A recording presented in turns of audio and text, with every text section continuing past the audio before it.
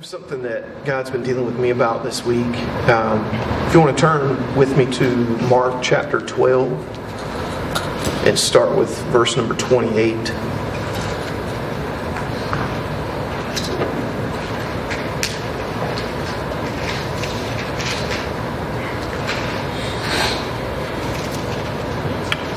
Mark 12 and 28, one of the scribes came and heard them arguing, and recognizing that he had answered them well, asked Jesus, "What commandment is the foremost of all?" And Jesus answered, "The foremost is, Hear, O Israel, the Lord our God is one Lord." Quoting Deuteronomy 6, 4 and 5. Verse 30. This is what I was kind of feeling pressed about in my spirit.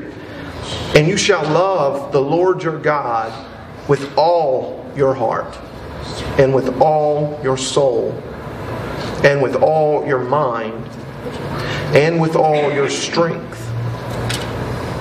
And what I was thinking about is somewhat cliche-ish. I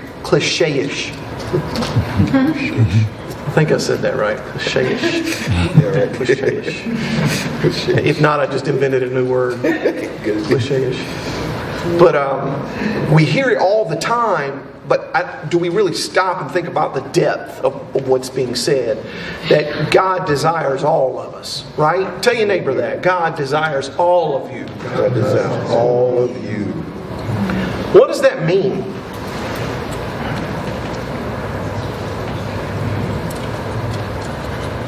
Like, what does that mean practically? Because I pray that prayer from time to time. God, I want to give you all of me. Right? I'm sure you pray some sort of similar prayer. Right. God, I want to give you all of me. But what does that look like? Like, it's easy to say words. Right. But if I'm going to actually live out that prayer, what would my life look like? To give God all of my life, to give Him all my heart, all my mind, all my soul, all my strength. What does that practically look like? So that's what I was thinking about this week. And I know there's a lot of... I think we try to get scientific about certain scriptures that we really kind of overthink some things. And I know a lot of times people go into this, well, all your heart is all your emotions and all your soul is whatever definition that is they have for that. So, because there's so many definitions for the word soul in the scriptures. With all your mind and with all your strength. And we try to get really philosophical with verses. And I think there are times that there is a lot of philosophy behind what Jesus was teaching. But in this passage, I just don't discern that to be His Spirit. I don't feel like He's trying to break things down on a philosophical level. I feel like He's just trying to say, every part of you needs to be devoted to God. Amen. Your heart, your soul, your mind, your physical strength, your physical body, every aspect of your life needs to be devoted to God. Right? That's what Jesus is teaching us in that passage. Well then, when I was meditating on this verse, another verse came to mind. Matthew chapter 15, verses 8 and 9. And Jesus here is actually quoting an Old Testament passage, which I'll get to in a moment. But in Matthew 15 and 8, Jesus is saying, "This people honors me with their lips, but their heart is far from me." Now stop and think about that statement for a moment. These are people who are gathered together physically, in a physical, geographical location, and physically with their bodies. They are speaking words of adoration and praise and thanksgiving to God. So their bodies are there. And physically they are giving God praise and worship. But that's not all that God wanted. It wasn't enough. God wasn't satisfied with them just physically giving Him praise. Right? That's the whole point of this verse.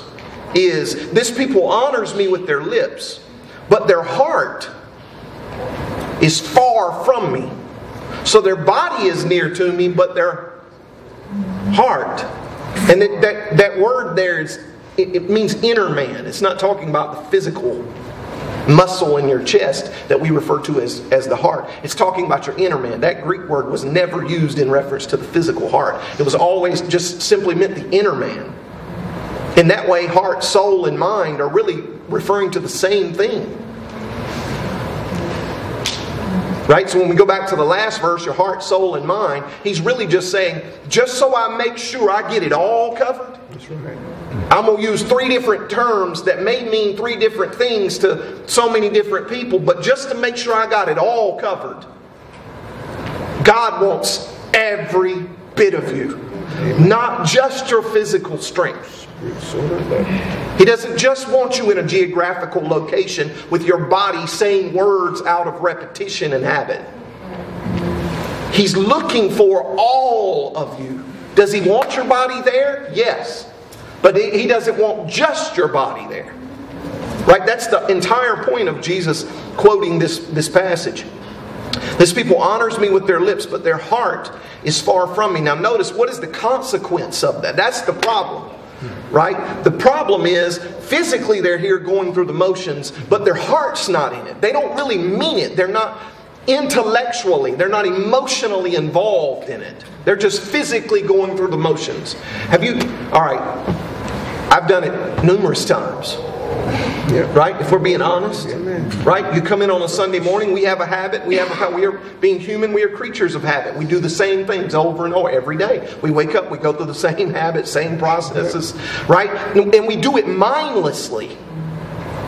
Right? We don't sit down and think when I'm brushing my teeth every morning, man, this toothpaste tastes good. Right? We're thinking about everything else that's got to be done. We are literally mindlessly going through a process of preparation, not really thinking about what we're actually doing at the moment. Right? So our physical body is doing something, but our mind is not in it. Our heart is not in it. Right?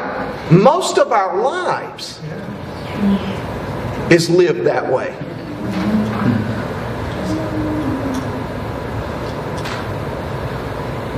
Right? Dinner with family, for those that still have dinner together. When we sit down and have dinner, we go through a meal and we eat and we whatever, talk about whatever, and then we get up and we wash the dishes, we go about our way, but we did all of it mindlessly. Right? We just did it because that's what we do on Monday nights. That's what we do on Thursday nights. That's what we do on Saturday nights. Right? We have a habit. We have a ritual. We have a tradition that's what we do. But are we really in those moments? Are we just physically there and not really mentally and emotionally invested in what we're doing? Do I ever stop? And recently, maybe it's because I'm getting older. I don't know. But recently there's been a couple of times I've been sitting around a table with my family and the thought has occurred to me, you may not always have this.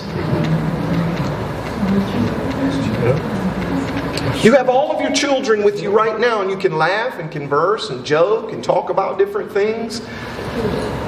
There may become a time in your life, if you make it to 70 years old, your kids have their own families. And it's just you. If I'm lucky, me and my wife's sitting around talking to one another.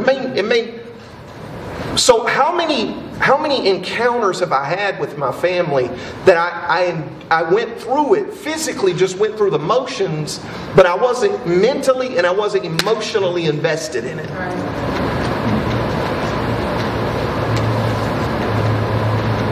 I was mindless in going through it. That's right.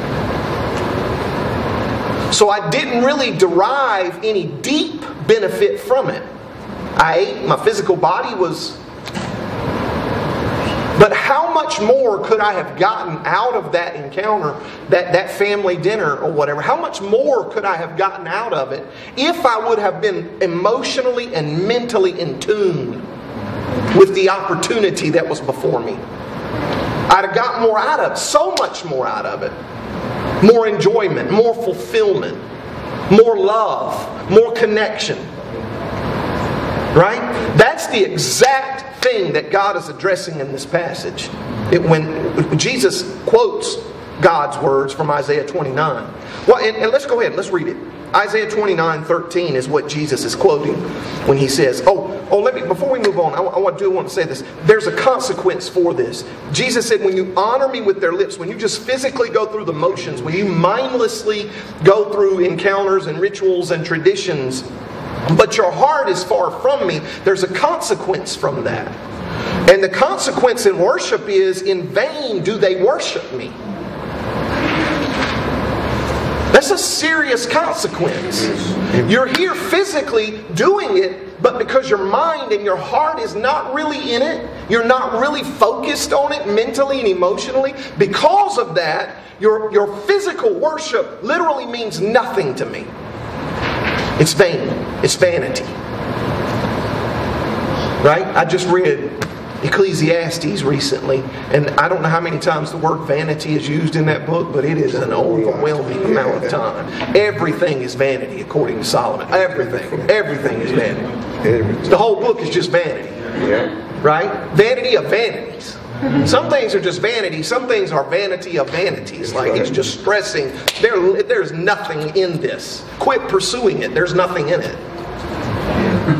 Right? So I'm reading this, and Jesus is quoting this passage out of Isaiah, and God's heart is, you're coming physically, you're going through the motions, you're going through the rituals, you're going through the traditions, but your mind's not in it, you're not mentally checked in to what's going on, therefore you're emotionally not checked into it, you're just literally mindlessly worshiping God. And God says that type of worship is vanity. He doesn't even receive it. Well, why do we worship God to begin with? Think about that for a moment. Why do you worship God? Why did you worship God this morning? Why did you sing praises to God? Why did you lift up your voice and say words? Why did you pray prayers to God? What is it? Why? Think in your own mind. Because many of us have many different motives. Right? And many different understandings of our relationship with God. Some of us worship God because we feel the need to do so. Some of us worship God out of a sense of, if I don't, I'll be a sinner. And that's the motive. Some of us worship God out of genuine and sincere thanksgiving. God has been good to me this week.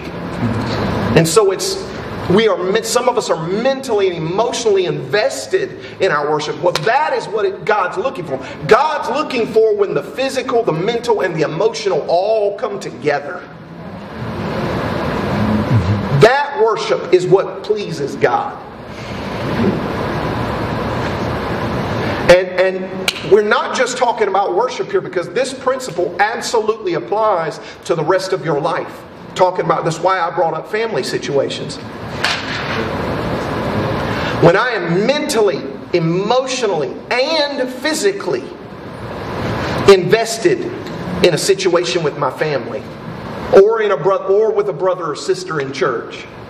Maybe we meet outside of church to get together and have some fellowship. Meet at a local restaurant to have a meal together, or just hang out together, or whatever. When I am mentally, emotionally, and physically checked into that, I receive so much greater benefit. But I've also been in situations to where I've met somebody outside of church. I was physically there, but I was not mentally and therefore emotionally checked into it.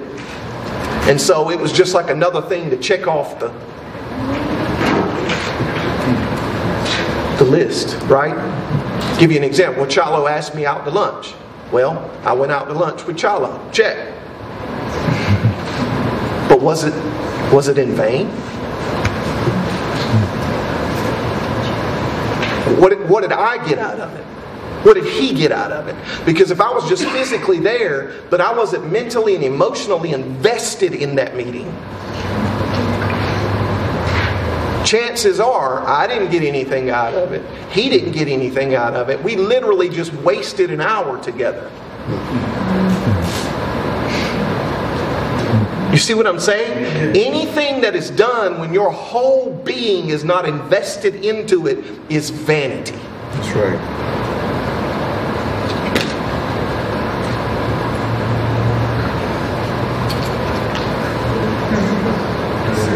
Deep. That's deep. And here's the problem. I'm not trying to get on anybody. I'm just trying to wake us up today. That's how we live the majority of our life. Just physically going from one task to the next of doing things that are required of us, but we're not mentally we're not mentally and therefore emotionally, because one leads to the other. I'll get to that in a moment. Because we're not mentally checked into it, we're not emotionally checked into it. So our body's just going through a process, but really that is just vanity.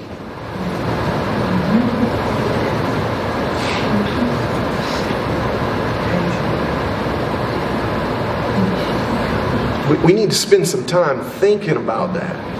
Because when we have these situations, we go through these issues and we have these opportunities, but we are not totally invested in them, we miss the entire benefit that God's trying to give us through that very situation. We literally are caught up in vanity. I don't want to live all my life and then on my deathbed be laying in a bed somewhere thinking, I wasted so many opportunities with the people that I loved. I missed so many opportunities to learn, to grow, to both give and receive love, to give and receive peace, to give and receive joy. I squandered. I was there physically. I lived through it. I experienced it. But I didn't get what I needed from it because I wasn't invested with my whole being in it. Is that too deep? Too philosophical? Okay. Yes, absolutely. I think anything that we do, we got to be conscious of what we're doing at the moment, what needs to be done, what needs to be gained, what needs to be received, what needs to be given in that moment. Because here's the thing, here's why it's important. You say, well, it's just a job. I just work a job and then I'll go home and then I can invest myself with my family. But here's the problem. On your job, you're creating habits. That's right. You're creating patterns. And when you go through your job mindless because you just can't wait to get off work and go home to do something else, the problem is you've created a pattern of thinking, a way of living life, that now when you get home, even what you were looking to do, you were looking forward to doing that. But now because you just lived the majority of your life just getting through one thing to get to the next, even the thing you wanted to get to is not being truly enjoyed. Right? How many times have we done that? Like, yeah. So yes, it absolutely has an impact even on your job, but it's greater than just your job. That mentality, that attitude, that spirit, that's what a lot of times the scriptures are referring to. The person had a spirit. It's not really saying that the person was possessed with a demon. It's saying that they had an attitude. They had a mindset. Right? And we live with a mindset of not really ever investing ourselves intellectually and emotionally. And so we don't receive the benefit. It's vanity. Right? Or you're going through, you're getting paid, but like you dread it. You're not looking for something in that job. And listen, you're talking about a job, you're talking about a hobby, you're talking about a marriage relationship. In any sort of dynamic, there are both things that we naturally enjoy and things that we naturally do not enjoy. So there are certain things about my wife that I really like. There are certain things that she does that somewhat I don't like so much. Right? So any job is the same way. There's things about that job that I don't like. And I know some of you are sitting here thinking, no, there really ain't nothing about my job that I like at all. But that's a perspective issue. There is something about that job that you could look forward to. And so something that would make it worth putting up all that you don't enjoy with, there is an element that I can look forward to on my job. But when we live mindlessly, drifting is another way I've said it in the past. It's the same concept. We're just literally drifting through a job experience, never really getting out of it what God wants to teach us from it, nor are we doing what God wants us to do in that situation. We are literally just drifting through life aimlessly, without purpose. And this is the root of it. When people talk about, I need a purpose for my life, this really is the root of finding purpose in your life. Because when people are asking about purpose, they're talking about jobs and husbands and other people. But purpose is inward. This doesn't have anything to do with anybody else or any other set of circumstance. Purpose has to do with you. And people are looking for purpose in life by changing circumstances. But when they change circumstances, they're not happy in that set of circumstances. So purpose is not rooted in circumstances or other people or other situations. Purpose is rooted in our understanding of how I'm investing this moment. In this very moment, this day, this is the day that I have been given. This is the day the Lord has made. I will rejoice and be glad in it. Well, what is that? Break down that statement. What is that statement saying? God gave me this day. I'm going to be intellectually involved in it. This is the day the Lord has made. I intellectually receive into my mind the fact that God gave me this day. This is the day the Lord has made. Now, what happens? Now that I'm intellectually involved in it, now the next part of that verse is, I will rejoice. So now, thinking the right thoughts about the opportunity that has been presented to him, whether it's job, family, hobby, whatever the case may be, this is what God has made for me this day. I am consciously, intellectually involved in this day. I'm going to enjoy it. I'm going to look for the good. I'm going to look for what I can receive from this day. Right? Now that I'm intellectually involved in it, now emotions begin to. Right? Thoughts become emotions. Emotions become actions. Actions become outcomes. That's how God created the human psyche. He created us that way, to work and function that way. Man, I'm going, so I didn't intend to go this super deep. All right, close your eyes and think about this morning when you woke up. Or no, let's do it this way. Think about the last time in the last few days, whatever, last week, whatever. Think about the last time that you really got emotional about something, whether positive or negative. Right?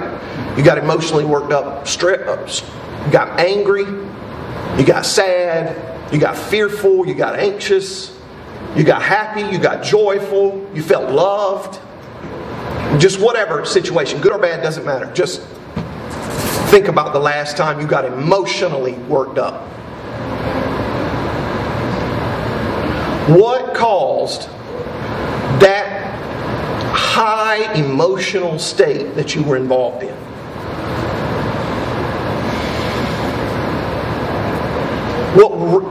What really caused it? Because it's not your circumstance that dictates your emotions. It's your thoughts about your circumstance that dictate your emotions. Right? Because two people can be faced with a pink slip on their job. Two different people. One person gets emotionally worked up, like, oh my God, what am I going to do? I'm going to die. My family's going to starve. And immediate anxiousness, anxiety just overwhelms them. But the person standing next to them is like, all right, guess I got to go look another job. That's right. A better one. Right? And they're not anxious about it. And they're calm. Same set of circumstances. They both have the same exact circumstance. They have bills to get paid. They need that job. Got children to provide for. Families to provide for. Same set of circumstances. But one person has an emotional reaction that is completely different from the other person. They have completely different emotional reactions. Why did that happen? Because it's not circumstances that produce your emotions. It's your thoughts about your circumstances that produce emotions. Well, why is that? Because thoughts become feelings or emotions. And emotions then empower you to start doing certain things. Actions.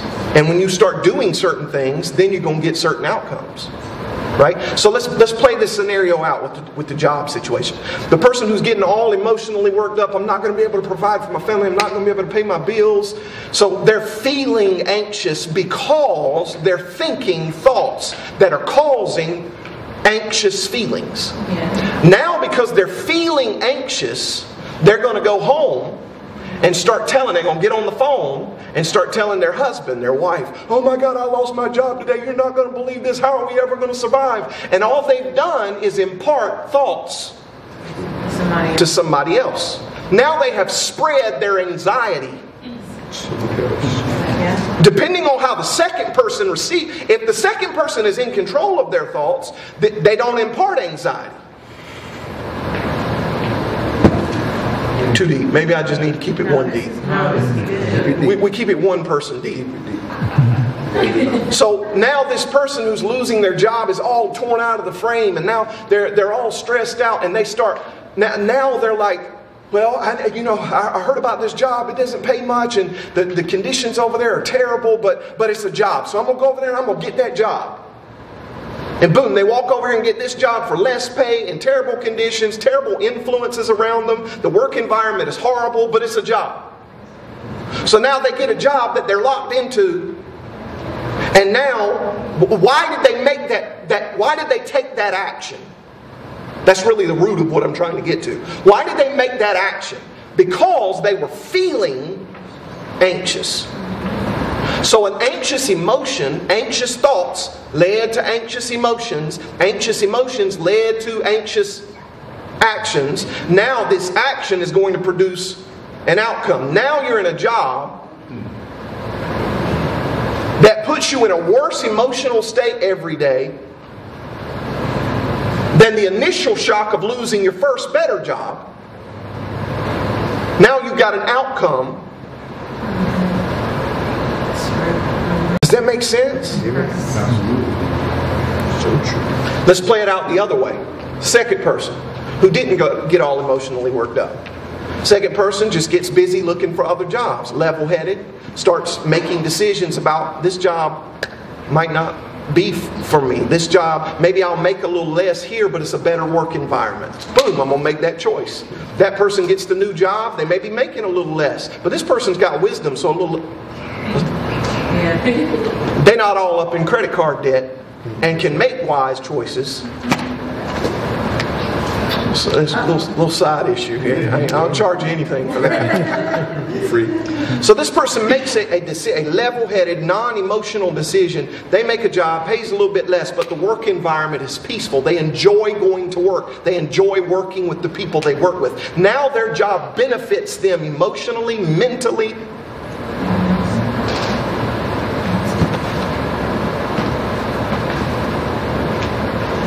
So now they made an action based on an emotion, based on a thought. And now that action is going to produce an outcome. It started out with the same set of circumstances, but we ended up in two very different outcomes. Why? Thoughts become emotions.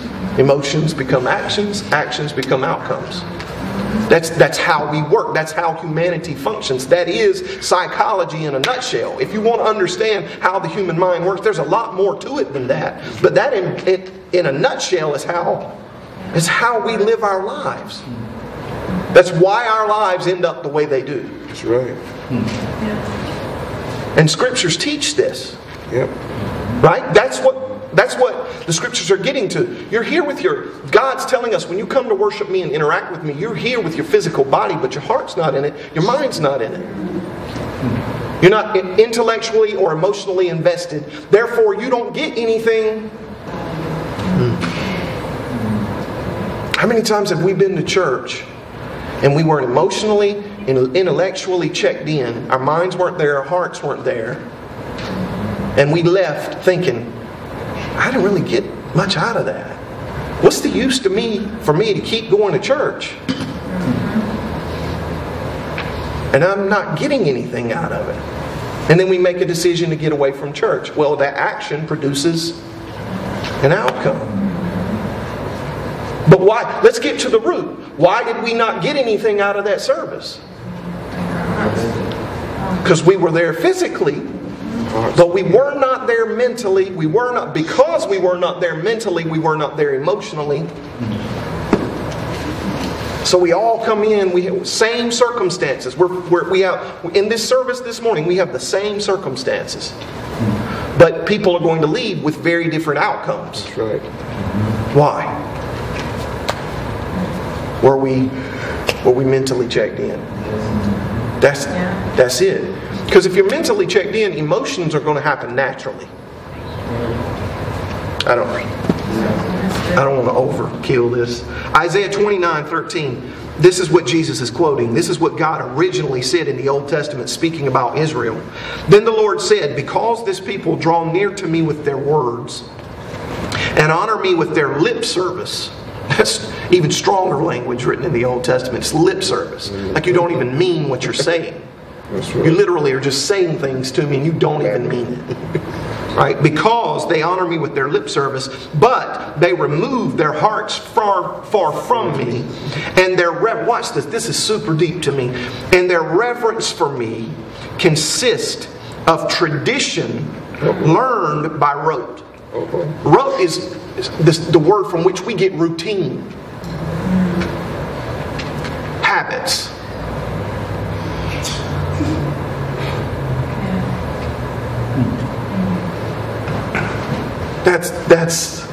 That's wild to me. Our reverence for God consists of tradition learned by routines. That's right.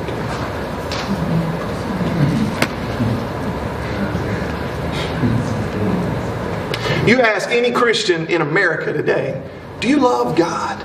Yes, I do. Yes, I love God. Do you fear God? Yes, I fear God. Right?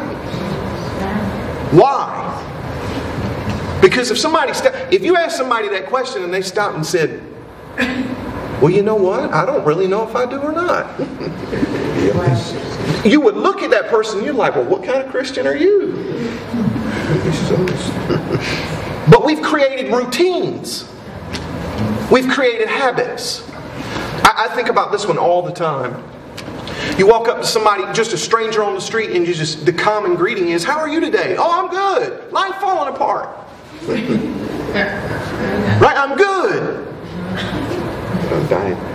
Like we literally lie to one another. Just why do we do it though? Routine. Habit. Yeah. Because when somebody asks the question, how's it going? You're like, life's good. We have a standard operating response. Right? We just say the same thing every time we're asked that question, regardless of what's going on in our life. Well, routine. Right? God is saying your religion is so empty and vain. Is the only basis of fear that you have for me is because somebody's told you over and over again that you should fear me. You don't actually fear me. And when I say fear, I mean reverence. Right. It's not like, oh, I'm scared of God. It's like I have reverence, sincere. I feel reverence for God. I want to honor God. Right? So when somebody asks the question, do you fear God? Yeah, I fear God. Routine. Casual talk.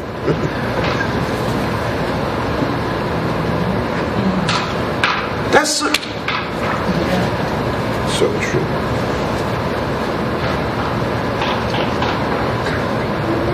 So how do we get off? How do we overcome? How do we break these cycles? The first step is we got to understand how God created us to operate. Thoughts are the root of everything that we do. Thoughts are the root of it all. If you want to change your outcomes, now we're going to work the process backwards.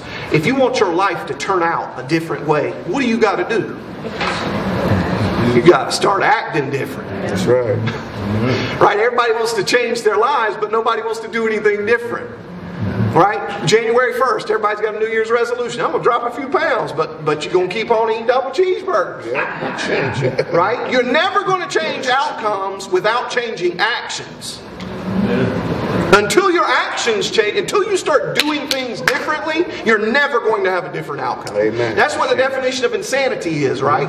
Doing the same thing over and over and over again, expecting a different outcome. So if you're going to change your outcome, you've got to first change your actions. If you're going to change your actions, what do you have to change first? You've got to change your feelings, your emotions. Right? Because, and this is why that's important. And here another, we'll stick with the January losing weight New Year's resolution thing. Well, people try for 2 weeks. They try to change their actions by going to a gym, but they get to the gym and they hate it. Like every time you climb up on that treadmill, you're like, I hate this treadmill. I hate these weights. I feel the same way about lifting weights. Like my doctor said, you're getting to an age now, 40, men, you're going to start losing muscle mass. You need to do something to combat that. You need to lift some weights. If it's just a little bit of weight every day. And like every time I pick up those dumbbells, I absolutely hate lifting these weights. Right? But here's the thing about it. People try to change their actions by skipping their emotions. Right? But emotions were given to us by God to be motivators. I've said this before. Emotions are a terrible slave master. But they are a great motivator. Amen. Somebody who is enslaved to their emotions, that's not going to work out well. But somebody who understands I can harness emotions to motivate me to do certain things. Like when you see somebody being taken advantage of and you start feeling angry because somebody's taking advantage of that person, that emotion can motivate you to do what? To take an action. So if we're going to change our outcomes, we got to change our actions. If we're going to change our actions, we got to change our what? Emotions. Because emotions are what motivate us to actually follow through with our actions. So if I'm going to change my emotions, what do I got to change? Thoughts. It all traces back to thoughts. That's why the scriptures say, as a man thinketh in his heart, so is he. Because God understands, obviously, the way He created the human psyche. It all revolves around thoughts. If I want to become something great, a great outcome requires great actions. Great actions require great emotions. Great emotions require great thoughts. So the seed of it all, the foundation of it all is my thoughts. That's why I'm constantly telling us you cannot allow yourself to just think any old thoughts that pop into your mind. Right. You have to arrest them. Paul teaches us, I arrest these thoughts and bring them under subjectivity to Christ. I wrestle with these thoughts. I arrest them. I lock them up. I cast them out. I replace those thoughts with the spiritual mind. I let the Spirit teach me what I should be thinking instead of what the flesh teaches me I should be thinking. Right. Spiritual mind, carnal mind. It all goes back to thoughts. Amen. Every bit of it goes back to thought. You want to talk about, people talk about Christianity. This is something that God is firing me up about recently is like when I look over Christianity, Christianity has been reduced to like just intellect or just emotion, and nobody's really tying it all together with any understanding. So we have people looking at Christianity but never really practicing Christianity. And this is the missing link. It's not, Christianity is no longer practical. We're told don't sin, but we're not told how to not sin. Well, how do you get a different outcome? How do you stop sinning? Different outcome, different action. You've got to change your actions. To change your actions, you've got to change your emotions. If you start feeling a different way about what you're tempted by, right? You don't do things that you hate. Right? If you learn to hate sin, you will not give in to sin, because that hate for sin is a motivator to keep you to making right actions. But because you're still in love with sin, That's right. Keep doing it. Because your emotions are still attached to whatever that thing is that you're doing that God says is sin, you can't overcome it. And you'll never overcome it until you understand, to change how I feel about this, I got to change how I think about this. As a man thinks in his heart, so shall he be. Or so is he, depending on which phrase you read. So, alright, God's looking for us to love Him with all of us, right? Mentally, emotionally, physically, spirit, soul, and body is one way Paul put it in 2 Thessalonians. Spirit, that your whole spirit, soul, and body be preserved, be sanctified, preserved blameless. But in order for my body, my spirit, my soul, and my body, it all starts with the mind. So if I'm going to love God, remember we talked about this a few months back, because God's looking for us to love Him, right? Love me with all your heart, with all your mind, with all your soul, and with all your physical strength. Love me with every part of who you are.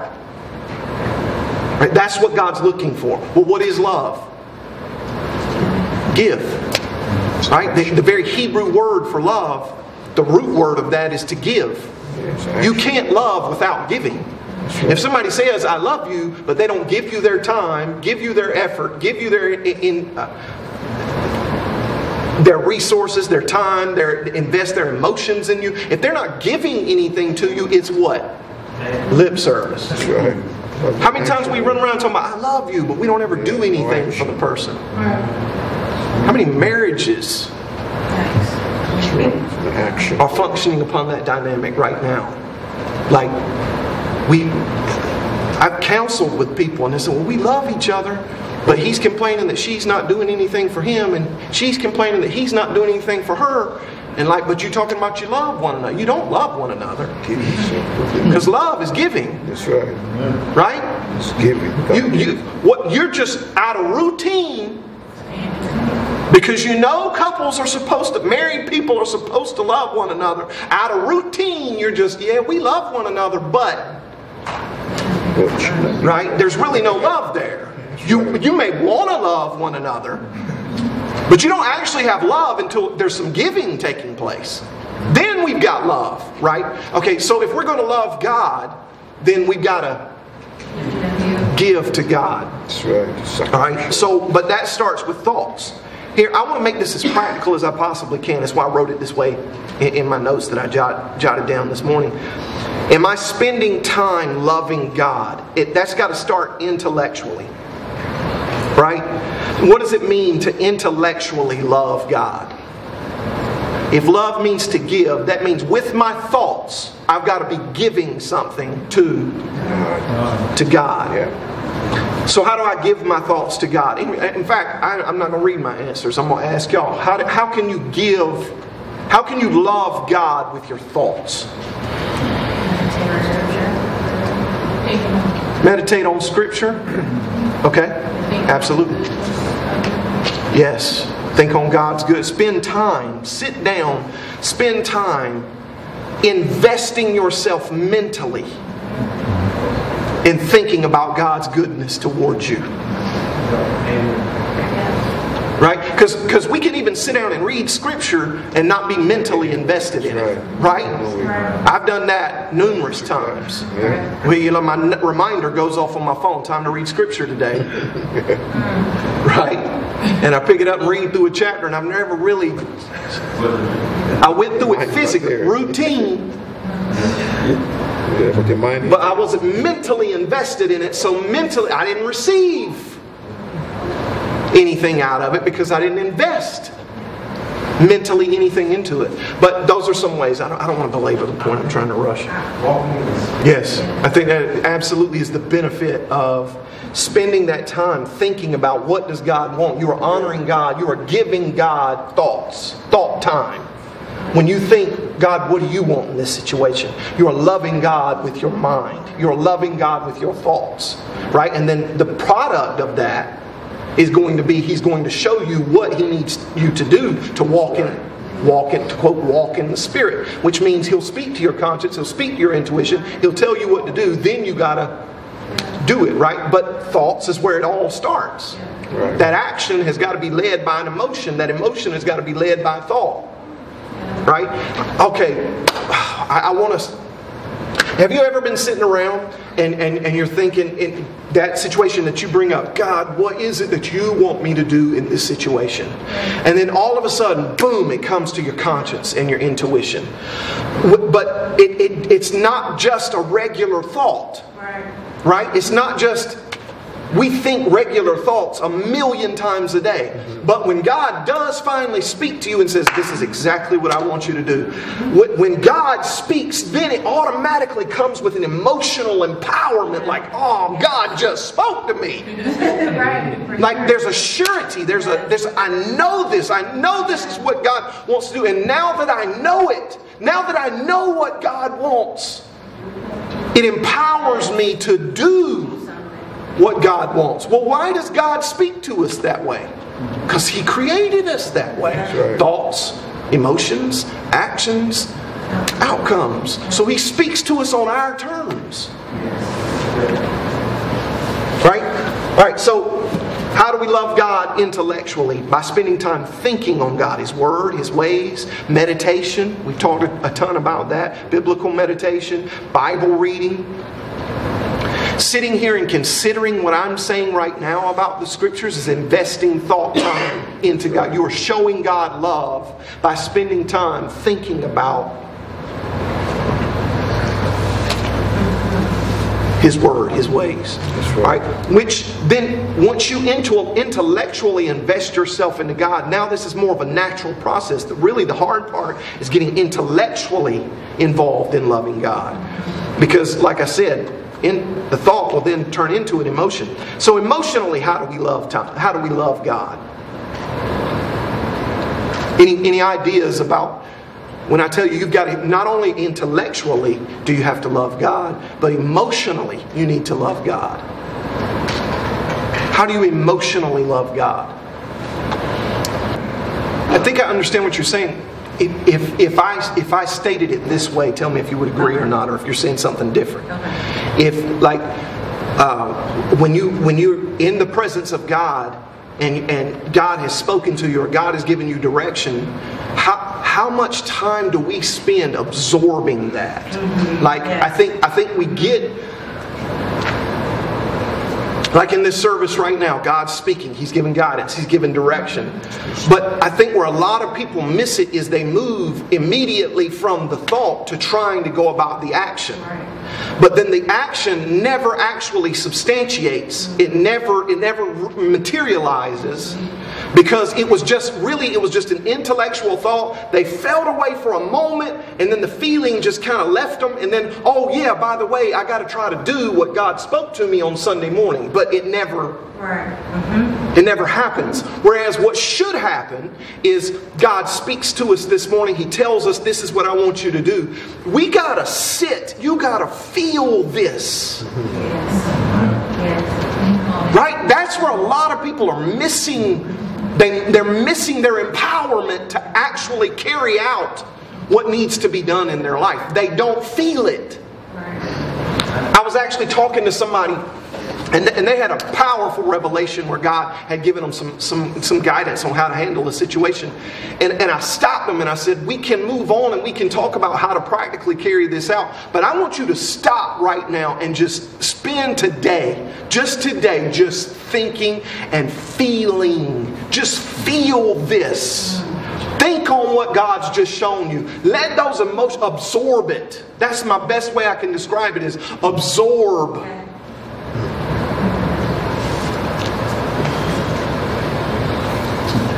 Right?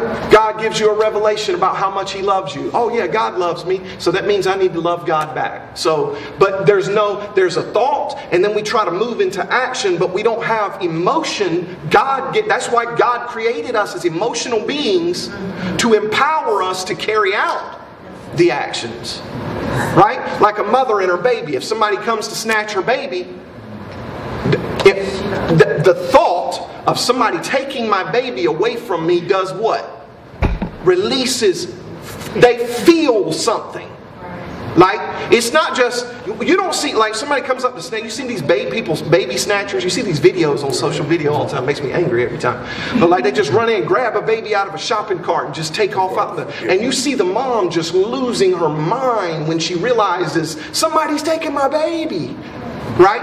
I've never yet seen a mom turn around while somebody is in the act of snatching her kid out of there and said, "Oh, sir, just a moment. Would you please not?" Right? It's the moment the thought pops into their mind, I'm going to be without my baby. That thought causes a chemical, literally, we can get into neurology now. Chemically, there is a release. That feeling of having to lose my child causes a chemical release of stress hormones in their body. And literally their body is now pumped full of adrenaline. Because now it's time to fight or flight. Either I'm going to have to run, chase this guy down, or I'm going to have to fight him off my baby. But, right? Well, who made us that way? God created us that way. If there was no emotional response, listen, I have seen people do stuff pumped up on adrenaline that I had never thought anybody would ever be able to do. A backhoe flipped over on my dad one time. This is the first story that comes to my mind. My dad had a backhoe literally flip over on him and somewhat pinned him down, broke a couple of bones, broke his back, broke his ankle because of it. Well, my brother was there, and I asked my brother later, I said, well, what happened in the situation? He said, well, it flipped over on Dad, and all I was thinking in my mind was, oh God, he's going to die under there. He said, so I just grabbed the backhoe and I picked it up. I said, you did what?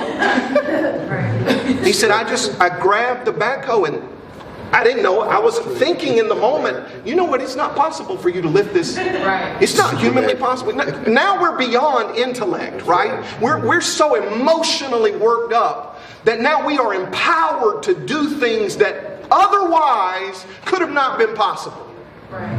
Because if my brother just cold turkey walked up to a backhoe laying on its side and said, oh yeah, I think I'll just pick this thing up, all willy-nilly. Doesn't happen, right? Because of the way God created us, when my brother thought my dad is in serious trouble, now emotionally fear stepped in and literally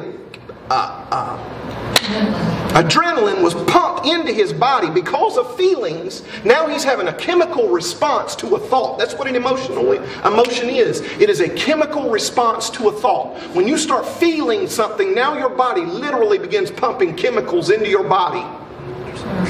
Because your body knows action needs to take place. So to empower the action, we gotta have the feeling. Right? But here's the problem with most Christians. It's like they hear things this morning, it's like, oh, that's really good and I'm feeling impressed right now. But there's no meditation on it afterwards. There's no time. Time is spent feeling that empowerment from God. Because that empowerment from God is what actually motivates us to do things that we normally would not have been able to do. Just thinking about it. That's right. We see it exemplified in Christ. Absolutely. Jesus wept at the tomb of Lazarus. That's right. That sadness of losing Lazarus, that emotion set in on him enough that we're seeing him. This is a man who could see the end from the beginning. Yet he still allowed himself to feel that emotion strong enough. He could have just been intellectual for Jesus. He said, oh, Lazarus died. Here, boom. I have all power in heaven and earth. Let me raise him up. But he didn't. He went through that process of thoughts, emotions, then actions. And that emotion empowered him to do what needed to be done. So we see that example in Christ. And I think the other one is another example that you brought, very good example, of the cleansing of the temple. He walked in his thoughts, he's thinking, these people are prostituting God. They are literally trying to make money off of God. And then when he started thinking on that emotion of anger came inside of him. And anger caused to physically empower him. And then we see that same process. Thoughts, emotions, actions, outcomes. We see that in Christ's life. Absolutely. What if we could harness that, though? That's my point with bringing all of this up. Is like we can look at it and we can study it intellectually. But what God is looking for is He wants us to use this to our advantage. He wants us to live life this way. Understanding these dynamics. Practically, when you wake up tomorrow and you start feeling a certain way, sad, negative, what should you do? You should understand that the root of every one of your emotions is thoughts. That's why the Scriptures are teaching us whatever is good and pure and lovely. Think on these things. Right? Because the thought is the root of the whole situation. It's the foundation. When I think on that, it's going to empower emotions. But here's the second lesson, a secondary lesson that I really want us to get. Take time to feel.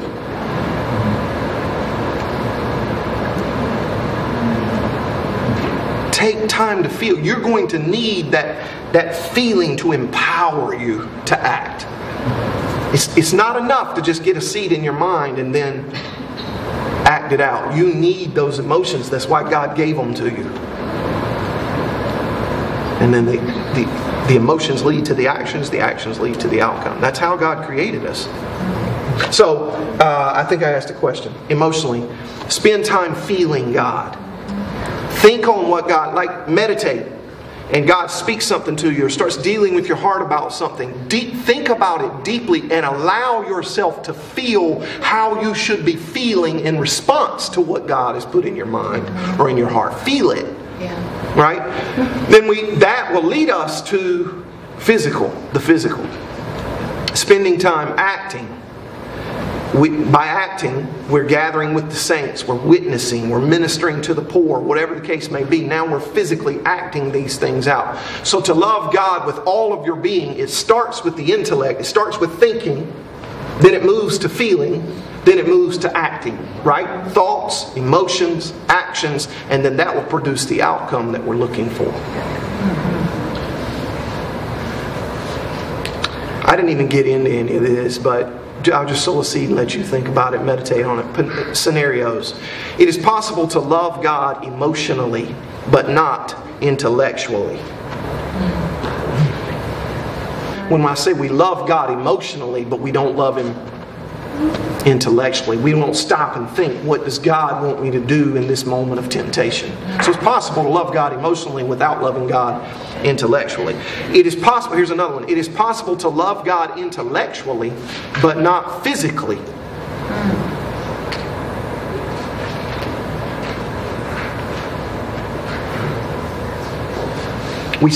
And I've just described that already. We may spend time thinking on the Scriptures. God speaks something to it, deals with us. You remember when Jesus told the parable of the soil?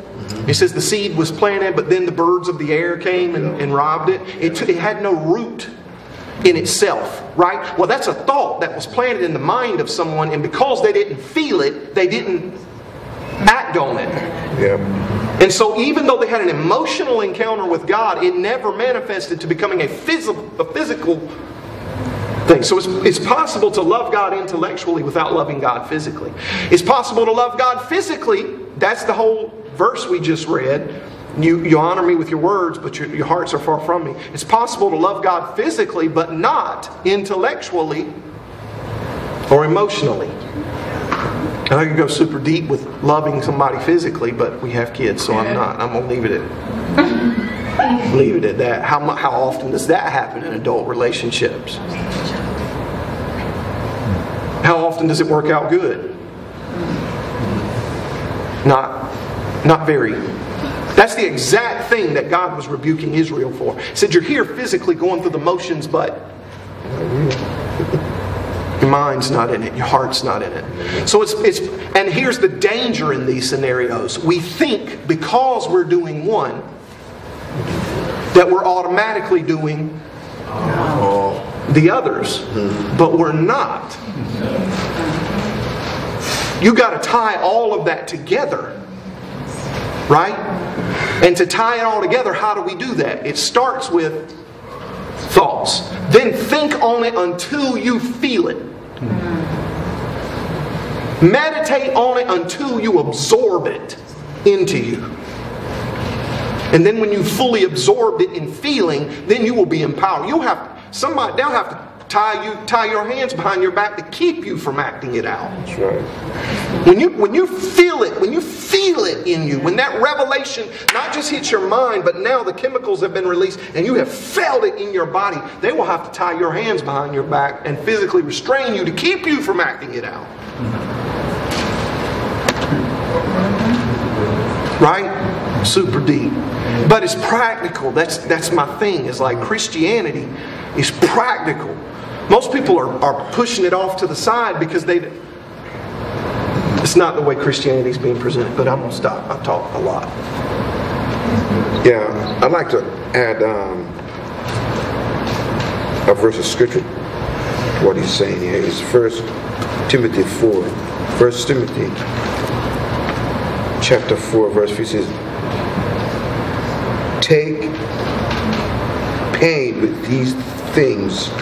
And in the other version it says, meditate on these things. Give thyself wholly to them, that thy profiting may appear to all. It says in the NASB says, take pain with these things. Be absorbed in them, so that your progress will be evident to all. What we're hearing this morning, if we take it and put it into action, somebody will see your action, will see your action.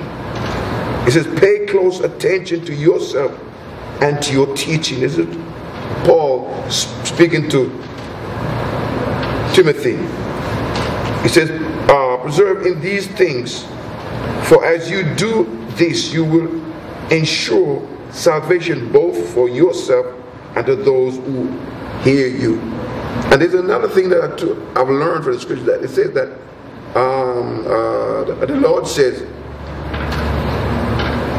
take my yoke upon you and learn from me. See, he wants us to learn from him how to live like the Father, how to live righteous, how to live holy. And if we don't take from him and learn his way of life, then we ain't gonna make it. We gotta learn from Christ. He's the author and the finisher of our salvation, and he is the way and the truth and life to God the Father. Yes, that reminds me, practice this. Like even when you're going through mundane tasks, I talk about family dinners, but even like she brought up shopping. Like one way to mentally invest ourselves, and then emotionally will follow, is when you're going through mundane tasks like shopping, just stop and think.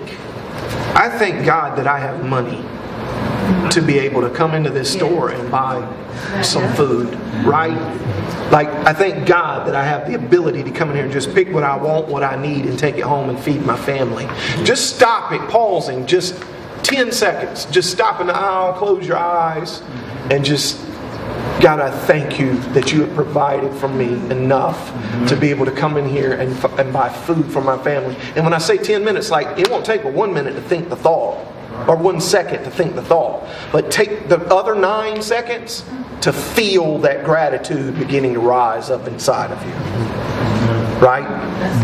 Because thought can be taken care of in 1 second, but you need to feel this. Stop and feel. God, I feel gratitude for God.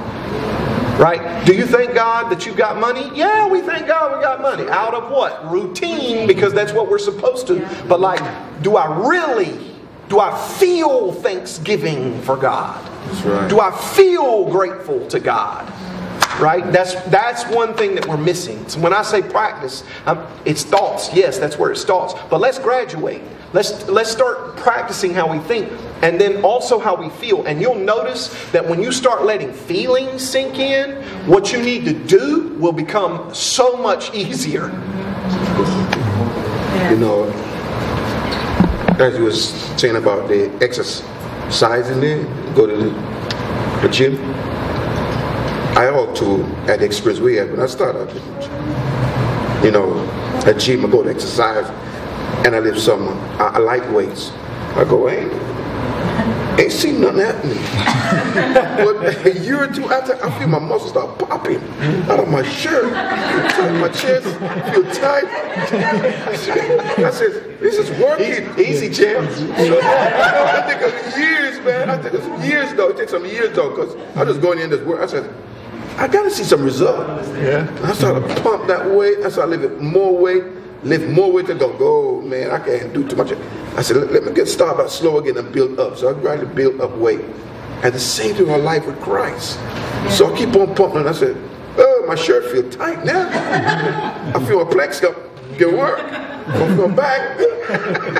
That's humorous, but it's so true. It's absolutely true. And it's true emotionally. That's what I'm telling you. Every time you stand in Walmart and you are exercising that 1 second to think the thought, 9 seconds to feel it, you have just exercised. And you're becoming, like, you're creating a habit of becoming a more grateful person, a person full of more thanksgiving. Well, where do you think that's going to... Like, talked about the job. Right now we have habits on just getting through the job. We've created a habit of just getting through stuff to get on to the next. Stop, think, feel.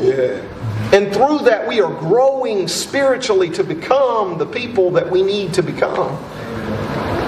And then it's so true. I like that. And he was saying, it's a sacrifice though. Many times you're not going to feel like it. But many times I push myself. I said, well, you know what I'm going to do? I'm going to start out small and grow up. It's a sacrifice, saints. Sometimes you got to push yourself. Push yourself. And you will see the result. You will see result.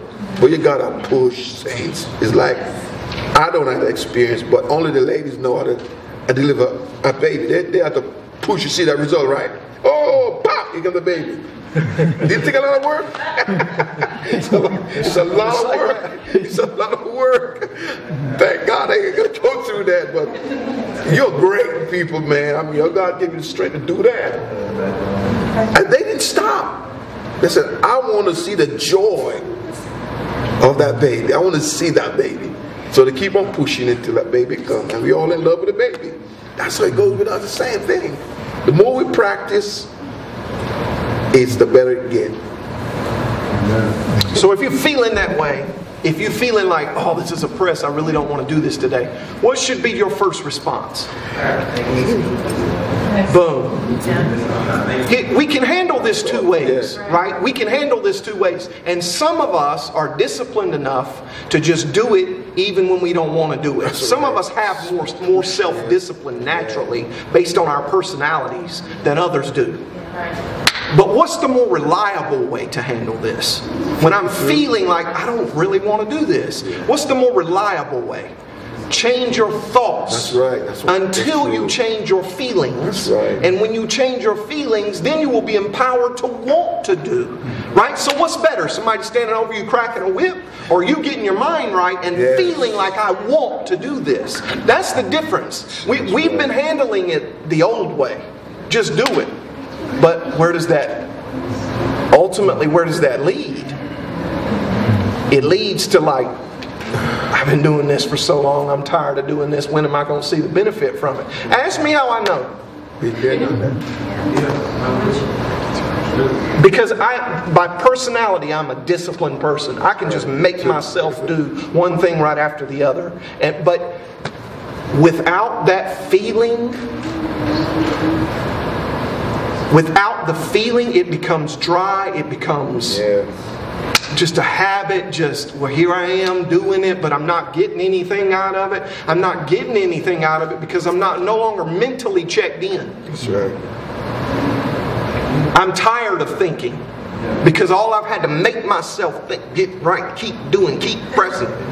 Right? Whereas if I backed up and let the Spirit teach me my perspective I should have about this situation, I got to change my thoughts. Then my thoughts will change my feelings. Then my feelings will empower me to make different. Want to make different actions. So there's two ways to handle it. I'm just telling you what I'm teaching you now is the better way by far. That's right. Being aware. Awareness is the first step. Like, you got to be aware that you feel in a negative way. That's right. Like, most time we're just drifting, right? So when we feel a negative way, we're like, oh, I woke up feeling bad this day, and we feel, well, I'm just going to feel that way until something else happens to change my mood. But we have a power.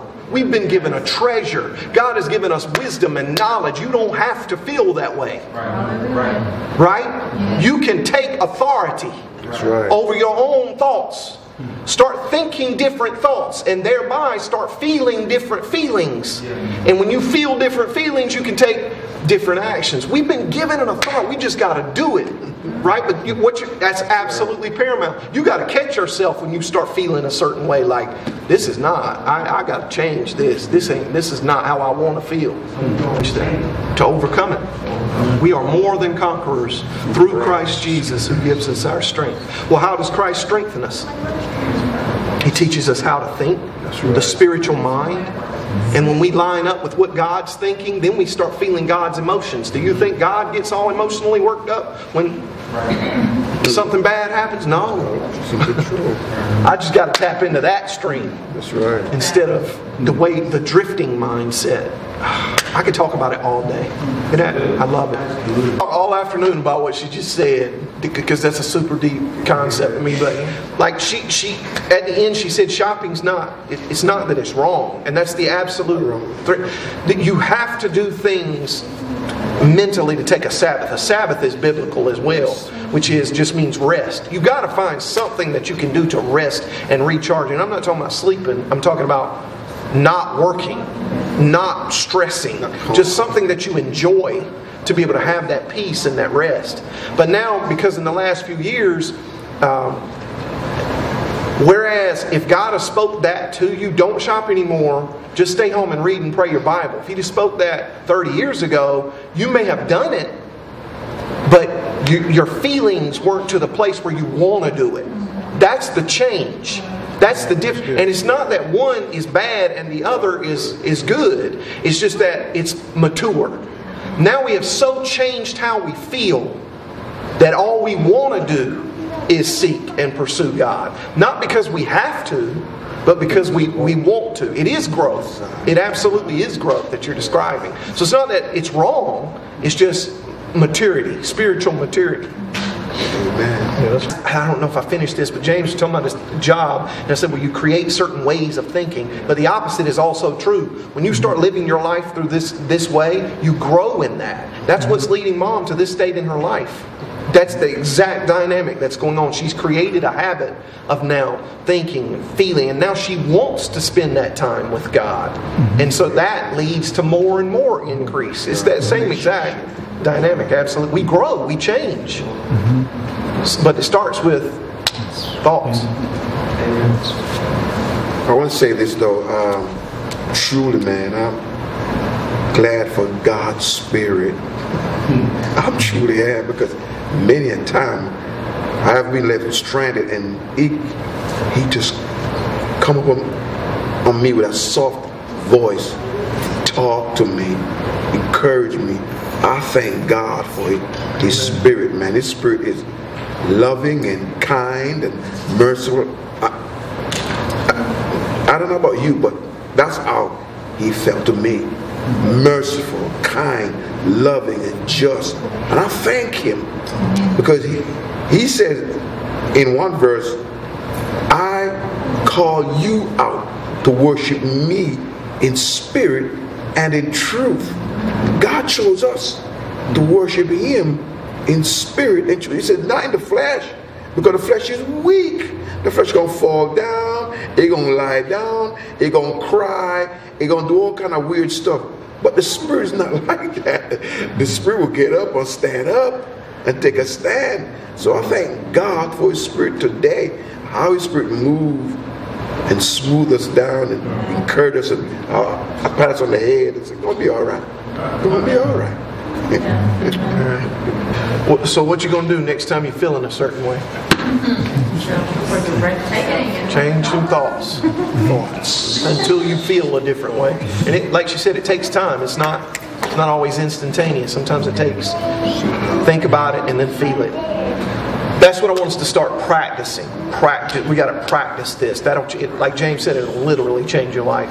And also, I'm here to help. If there are any specific situations that you have going on and you're not sure what you should be thinking about a certain situation, I will be happy to try to offer some scriptural perspective